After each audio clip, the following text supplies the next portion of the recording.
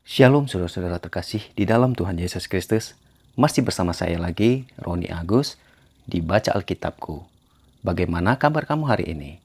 Saya berharap kamu tetap selalu dalam lindungan Tuhan dan diberi kesehatan selalu. Hari ini bersama saya Roni, saya ingin membahas cara menyembuhkan luka batin. Sebelum kita membahas hal ini, seperti biasa saya mengajak saudara-saudara untuk bersatu di dalam doa. Terima kasih Allah Bapakku, terima kasih Yesusku, atas apa yang kau berikan hari ini Tuhan di dalam hidup kami. Engkau memberikan kesehatan dan suatu nafas kehidupan dalam diri kami. Bapa, saat ini sebentar kami akan berdiskusi tentang kebenaran firman-Mu.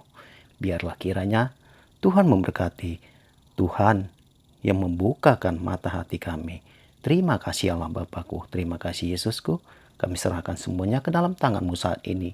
Haleluya. Amin. Baiklah saudara-saudara. Tema hari ini yang saya ingin diskusikan, bagaimana menyembuhkan luka batin. Mungkin semua orang pernah merasakan yang namanya luka batin. Baik kamu yang muda, yang tua, ataupun yang saat ini sedang mendengarkan video ini. Sebelum saya membahas hal ini, saya ingin mengutip satu ayat Alkitab. Mari kita buka di dalam Mazmur 34 ayat 18. Demikianlah firman Tuhan. Apabila orang-orang benar itu berseru-seru, maka Tuhan mendengar dan melepaskan mereka dari segala kesesakannya. Lalu kita buka di dalam Mazmur 103 ayat 1. Dari Daud, pujilah Tuhan, hai jiwaku. Pujilah namanya yang kudus, hai segenap batinku.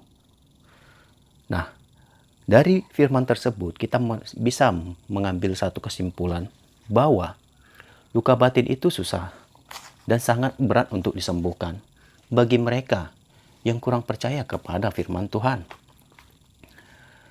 Luka batin itu tidak bisa dironsen apa masalah kamu, apa yang kamu rasakan. Karena sejarahnya dari hati kita, apapun itu bisa kita sembuhkan dengan berbagai macam metode yang ingin saya ajarkan pada pagi hari ini. Hal yang kita alami saat kita mengalami luka batin, yang pertama pasti kita akan melamun. Mungkin kamu ada yang bengong, atau secara tidak sadar kamu akan mengeluarkan air mata karena luka batin yang begitu mendalam. Coba bayangkan masalah apa yang membuat luka batin kamu tidak bisa sembuh. Semua orang pasti merasakan yang namanya sakit hati atau luka batin. Di video ini saya ingin menjelaskan bagaimana cara mengobati luka batin kita. Dan ini berdasarkan pengalaman saya sendiri. Nah, saat ini saya ingin kamu mengambil catatan, buku, dan pulpen. Coba kamu sediakan. Jika kamu belum bisa menemukan itu, kamu bisa pause dulu video ini. Nah, saya berharap saat ini kamu sudah menyediakan apa yang saya suruh. Pertama, kamu harus catat langkah untuk menghilangkan luka batin kita, yaitu yang pertama, putuskan dulu sumbernya. Apapun segala sesuatu, kalau kita tidak putuskan sumbernya, pasti luka batin itu akan kembali terjadi dalam memori pikiran kita. Yang pertama misalnya, kalau kamu ada hubungan asmara, baik sama pacar kamu, coba putuskan dulu sumbernya. Berani untuk move on dari masalah itu. Atau misalnya kamu suami istri, coba berdamai, mengalah. Kalau saya secara laki-laki, saya berpikir kalau kita misalnya suami istri, seperti batu jumpa batu, maka apa yang terjadi? Tidak akan ada penyelesaian. Dan hal ini pernah saya alami sendiri.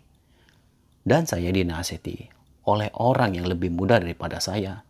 Di situ saya merasa malu atas apa yang dia bicarakan kepada saya tentang masalah rumah tangga. Dan saya berpikir kembali, memang hal itu ada benarnya juga. Lalu, misalnya kamu di tempat kerja, coba putuskan dulu sumbernya. Misalnya, kamu bisa berhenti dari tempat pekerjaan itu. Jadi, Mas Roni, misalnya saya belum menemukan atau dapat pekerjaan lain, coba bertahan dulu untuk sementara. Sambil kamu mencari lowongan atau tempat pekerjaan yang lain. Karena dimanapun kita bekerja, kalau kita tidak merasa nyaman, kita tidak akan ikhlas untuk melakukan atau menyelesaikan pekerjaan itu. Dan ini adalah pribadi saya dalam saya merasakan apapun pekerjaan itu. Jika kita dengan sukacita melakukan segala pekerjaan yang berat akan terasa ringan. Saya yakin percaya kamu pernah merasakan hal ini. Nah, setelah kamu berani untuk putuskan di mana sumbernya, saya yakin kamu pasti akan bisa melupakan tentang rasa sakit hati kamu. Lalu, apakah ini sudah cukup? Tenang, masih banyak lagi langkah-langkah yang perlu kamu lakukan. Langkah yang kedua yaitu menyembunyikan atau menjual barang yang memiliki memori karena kamu mengingat tentang sakit hati kamu, tentang apa barang yang kamu miliki saat ini. Misalnya di tempat pekerjaan kamu. Kamu mempunyai barang seperti misalnya sepatu atau baju tempat kerja kamu. Kamu bisa menjual ataupun bisa memberikannya kepada orang yang jarang kamu temui. Atau untuk sementara waktu kamu bisa menyimpan barang tersebut. Karena ini bisa mengingat-ingat kembali atas apa yang kita lihat, yang kita pakai, misalnya baju, ataupun alat-alat pekerjaan yang kita pakai. Itu akan membuat batin kita yang pernah disakiti baik oleh atasan ataupun orang-orang di tempat kita bekerja. Misalnya saat ini kamu yang bekerja, misalnya seperti saya di tempat mebel. Mungkin ada barang-barang atau hal-hal yang mengingat saya kembali kepada masa lalu saya. Saya biasanya kalau untuk hal seperti itu, saya akan memberikannya kepada teman yang jarang sekali saya jumpai. Yang sama dengan pekerjaan bidang saya. Lalu hal yang ketiga yaitu, kamu harus berani mengatakan kata tidak tentang hal yang memicu memori kamu. Ini secara pribadi saya alami, di mana 3 tahun lalu saya mengalami yang namanya bentrok terhadap tetangga. Pada saat itu, kalau saya ceritakan memang agak panjang. Saya ribut karena saya telah menghakimi seseorang, anak-anak, di mana saya memarahi mereka karena mengambil tebu dari hasil yang saya tanam. Lalu, ada orang tua yang merasa tidak senang dengan ucapan saya. Lalu saya menjawabnya, ini bukan urusan Anda. Lalu, tanpa saya sadari, dia langsung memukul saya.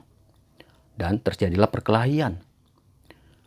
Dan pernah, waktu saya membangun rumah, orang tersebut mengatakan untuk berhenti dan pulang. Jangan melakukan pekerjaan ini. Seperti biasa kalau di Medan itu diminta sebagai uang keamanan. Saya merasa itu satu tindakan yang tidak adil. Dan saya menelepon orang tersebut dan mengatakan, apa maksud kamu mengatakan seperti itu? Dan ia mengatakan untuk meminta uang keamanan. Saya berkata, saya tidak akan memberikan. Kalau kamu ingin jalur hukum, saya akan lakukan. Dan itu membuat memori saya kembali teringat. Pada saat kejadian di tempat saya bekerja, di mana saat itu ada beberapa orang yang dari OKP tertentu memanggil kami waktu kami bekerja. Dan salah seorang mengatakan, kalau kamu tidak mau memberikan uang untuk jaga kamu di sini, kamu harap berhenti dan pulang. Dan memori itu kembali teringat kepada saya. Nah, coba katakan tidak untuk hal-hal itu. Misalnya, saat ini kamu sedang putus dengan pacar kamu. Dan ada seseorang teman yang menanyakan bagaimana pacar kamu yang lalu kamu bisa mengatakan tidak kepadanya dengan cara, tolong jangan bahas hal itu. Saya tidak ingin kamu membahas hal itu. Kalau kamu ingin membahas hal itu, lebih baik saya pergi dari sini. Katakan itu kepadanya. Saya yakin percaya dia pasti akan mengerti tentang apa yang dia ingin tanyakan kepadamu. Mungkin tujuan dia bagus, tapi kamu tidak ingin memori itu kembali dalam ingatanmu. Lalu hal yang ketiga, yaitu kamu harus berani untuk mengambil hikmah atas apa yang kamu alami saat ini. Misalnya kejadian buruk yang kamu alami. Saya yakin dan percaya segala sesuatu yang terjadi dalam hidup kita itu bukan hal yang buruk. Itu semua atas izin Tuhan. Kenapa? Karena itu mengajarkan kita untuk tetap bisa bertahan atas segala situasi, kondisi, dan apapun itu yang terjadi dalam hidup kita. Nah, setelah kamu mengalami ataupun kejadian-kejadian buruk yang ada dalam pikiran kamu, coba kamu berpikir sebentar, ambil saat tenang, dan kamu pikirkan apa maksud dan tujuan kejadian ini. Misalnya, kalau saya secara pribadi, apapun hal-hal buruk itu mengajarkan saya untuk kedepannya, untuk bisa lebih berhati-hati dan tidak melakukan hal itu kembali. Nah, banyak kejadian-kejadian yang terkadang manusia menganggap bodoh dan tidak mau mengambil hikmah atas apa yang dia alami. Ini mengajarkan kita untuk lebih dewasa lagi dalam mengambil keputusan untuk kedepannya nanti. Tidak ada hal yang buruk yang terjadi dalam hidup ini. Semua itu atas izin Tuhan. Ini yang mengajarkan diri kita untuk lebih dewasa dalam mengambil segala keputusan. Lalu setelah 4 hal tadi, apakah itu sudah cukup, Mas Roni? Tenang. Hal yang kelima yaitu buatlah dirimu berkeringat. Misalnya hal-hal yang bisa kamu lakukan di luar rumah. Apapun hal-hal yang membuat batinmu terluka, cobalah kamu berolahraga. Misalnya saat ini saya bersama keluarga saya dan anak-anak, saya bisa mengajak mereka untuk jogging ataupun membersihkan rumah secara bersama-sama. Ini akan menghilangkan rasa sakit hati batin kita. Kalau kamu tidak percaya, kamu bisa lakukan. Segala sesuatu, kalau kita terus pikirkan, tanpa kita ada mengambil tindakan, saya yakin percaya beban itu akan semakin berat. Tapi misalnya saat ini kamu sedang mengalami suatu masalah yang begitu berat, coba berolahraga, lari, jogging, atau bermeditasi untuk melepaskan pikiran-pikiran itu. Nah, yang keenam yaitu dengan doa. Karena apapun masalah yang merusak batin kita, coba bawa berdoa dengan Tuhan. Ini tidak terlepas dari kehidupan semua manusia. Berbicara kepada Tuhan. Bawa saat teduh. Apa unek-unek dalam hati kamu? Apa yang membuat kamu sakit hati? Coba minta hikmat daripada Tuhan. Karena hikmat itu tidak akan kita dapatkan dari manusia, tetapi dari Tuhan. Dia memberi kedamaian. Kamu lakukan hal ini dengan serius. Coba bayangkan apa hal yang membuat kamu sakit hati. Bawa di dalam doa. Tuhan akan memberi ketenangan. Bukan dunia ini. Saya yakin dan percaya itu karena saya sudah merasakannya sendiri. Jadi, lakukanlah segala langkah-langkah yang setelah saya berikan. Saya yakin dan percaya saat kamu melakukan 6 langkah itu, kamu akan merasa hilang beban. Dan rasa sakit hati kamu pasti akan hilang. Lalu, apakah itu sudah cukup, Mas Roni? Ada langkah yang terakhir. Dan inilah langkah pamungkas. Apa itu dia, Mas Roni? Ulangi langkah yang pertama sampai ke-6 selama 6 bulan. Secara rutin, saya jamin luka batin kamu akan sembuh. Coba dan praktekkan. Karena segala sesuatu selama 6 bulan kita lakukan, Ini akan menjadi kebiasaan dalam hidup kita. Apapun masalah yang kita hadapi, saya yakin percaya itu akan sembuh. Karena hati yang perlu diobatin itu tidak dengan instan dan secara cepat kita bisa menyembuhkan hal itu. Tapi perlu waktu. Seperti yang saya katakan, yaitu butuh selama 6 bulan. Nah, pertanyaannya, satu, kenapa Tuhan memberikan memori dalam ingatan kita? Supaya kita merasakan keabadian kepada orang-orang yang kita sayangi. Baik kepada anak-anak kita, kepada orang-orang yang kita cintai. Jadi, gunakanlah memori itu dengan lebih baik. Jangan simpan hal-hal yang menyakitkan hati kita. Tapi simpanlah hal-hal yang bersifat positif. Ini akan membuat umur kita lebih panjang. Dan membuat kita bersuka cita dalam hal apapun kita melakukan segala pekerjaan dan rutinitas kita. Kamu percaya? Saya yakin segala sesuatu yang kita terima dengan baik dan kita serahkan kepada Tuhan, Tuhan akan memberikan hikmat, Tuhan akan memberi kelegaan. Karena secara pribadi saya telah merasakan hal ini. Dan satu ayat yang perlu kamu ingat yaitu di dalam Mazmur 103 ayat 1 dari Daud. Pujilah Tuhan hai jiwaku, pujilah namanya yang kudus hai segenap batinku. Jadi sakit batinmu dapat disembuhkan oleh karena Tuhan dan bukan dunia ini.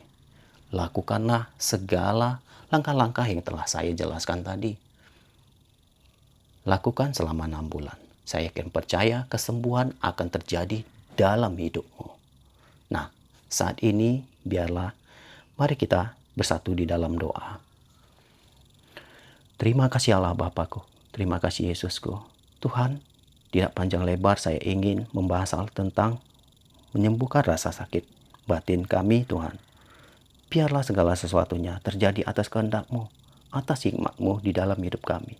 Apapun hari ini yang kami rasakan, Bapa, Engkau yang memberi kesembuhan.